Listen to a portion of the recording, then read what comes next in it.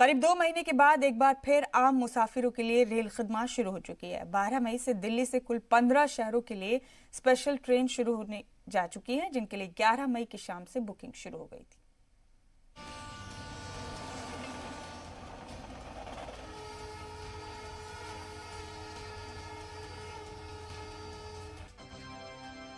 कृपया ध्यान दीजिए 12,302 हावड़ा राजधानी एक्सप्रेस। खचाखच भीड़ से भरे रहने वाले इन वीरान स्टेशंस पर अब तक जो खामोशी थी, उस खामोशी को खत्म करती भारतीय रेल की आवाज सुन रहे हैं आप। वो आवाज जो बीते 50 से भी ज्यादा दिनों से गुम है। कृपया ध्यान दीजिए 12,302 हावड़ा राजधानी एक्सप्रेस। इन खाली पड़ी उदास पटरियों पर ये कोरोना से लड़ते मुल्क में उम्मीद और नए कल के दस्तखत हैं। अपने तारीख के सबसे चैलेंजिंग दौर को पीछे छोड़कर भारतीय रेल तैयार है आपको अपनी मंजिल तक एक बार फिर बाहिफाजत पहुंचाने के लिए। 15 स्पेशल ट्रेनें जाएंगी और यही ट्रेनें वापस होंगी।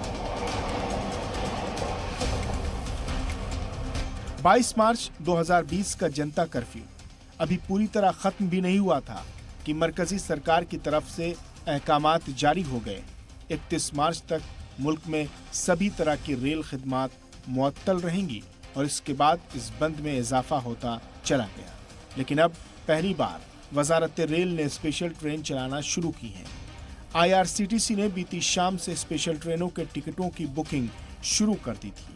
इस दौरान हावड़ा दिल्ली ट्रेन के AC1 और AC3 के टिकट सिर्फ 10 मिनट में खरीदे गए।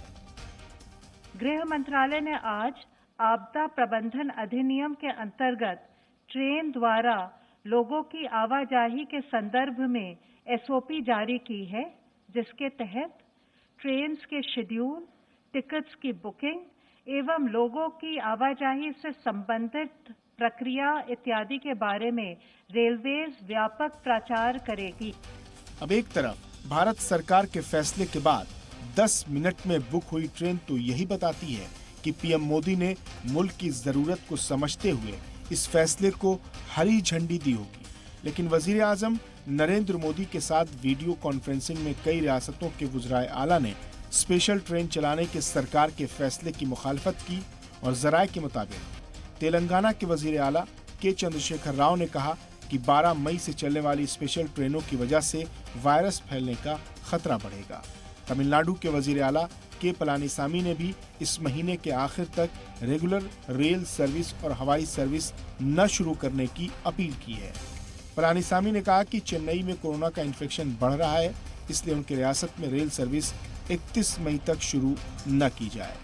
इसी तरह से सारे सरकार में हाईएस्ट लेवल से लेकर और स्टेट्स में लोएस्ट लेवल तक सब मिलकर पूरे परफेक्ट कोऑर्डिनेशन के साथ काम कर रहे हैं। ये लोगों को बद हालात देखते हुए मैं सरकार को जरूर ये नसीहत देगी कि प्राथमिकता के तौर पर ये इन लोगों को पहले भेजा जाए और साथ साथ जो सरकार जो कदम उठा रहे हैं उठाते रहें, लेकिन फिर भी जो भी करे वो निर्णायक ढंग से करे।